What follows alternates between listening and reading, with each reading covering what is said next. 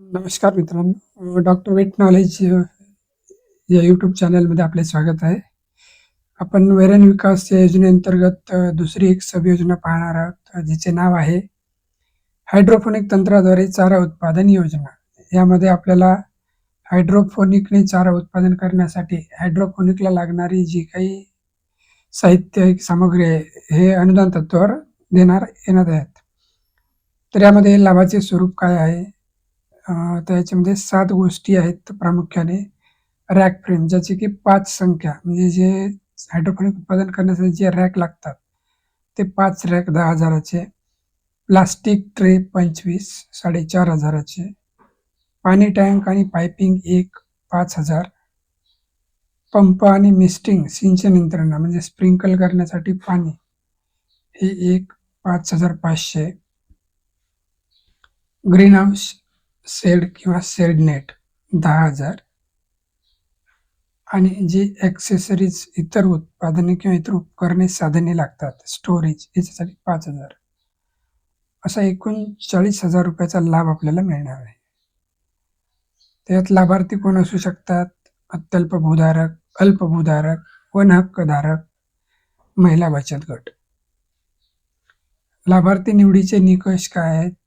सर्व प्रवर्गातून खालीलप्रमाणे उतरत्या प्राधान्यक्रमाने, जसं अत्यल्प भूधारक, अल्प भूधारक, वन हक्कधारक आणि महिला बचत गट. वरील 4ही गटातील लाभार्थ्यासाठी जर दिव्यांग गटातून असेल तर त्याला 5% आरक्षण आहे आणि महिलांना 30% आरक्षण लागू आहे. यासाठी या योजनेचा लाभ घेण्यासाठी पात्रता काय आहे? तर तुमच्या स्वतःच्या मालकीचे कमीत कमी 5 मोठे जनावरे म्हणजे गाई म्हशी किंवा 10 शेळ्या मेंढ्या असाव्यात.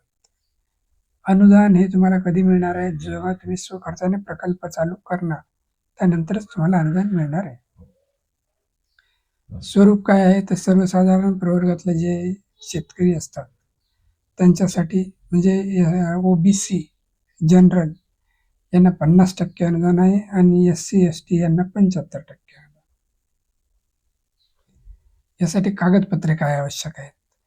तर तुमच्या कार्यक्षेत्रातील किंवा तुमच्या गावालगतील स्थानिक पशुधन विकास अधिकारी यांचे शेळी मेंढ्या असल्याचे प्रमाणपत्र आणि निवड झाल्यास आवश्यक ते प्रशिक्षण घेण्याबाबतचे हमीपत्र. तर या योजनेमध्ये अटी व शर्ती काय आहेत?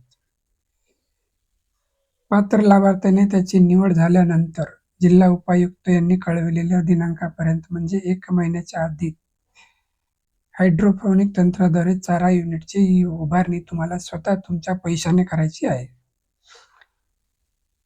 विहित केलेल्या कालमर्यादेत युनिटची उभारणी जर तुम्ही करू नाही शकले तर तुमचा नंबर प्रतीक्षा यादीतील शेवटच्या क्रमांकावर ठेवण्यात येईल आणि पुढील लाभार्थ्याला लाभ देण्यात येईल.